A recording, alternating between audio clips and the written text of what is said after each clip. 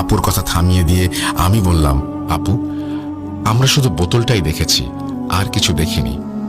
যাই হোক, এসব কাজ শেষ করে হুজুর একে একে খালুর প্রত্যেক ভাইয়ের বাড়ি গেলেন এবং একে একে প্রত্যেক বাড়ি থেকে 10টা করে তাবিজ তুললেন। তারপর তিনি আসলেন মান্নান খালুর বাড়িতে। বাড়ি থেকে সবাইকে বের করে দিয়ে তিনি সেখান থেকে 101টা তাবিজ তুলে পুড়িয়ে দেন।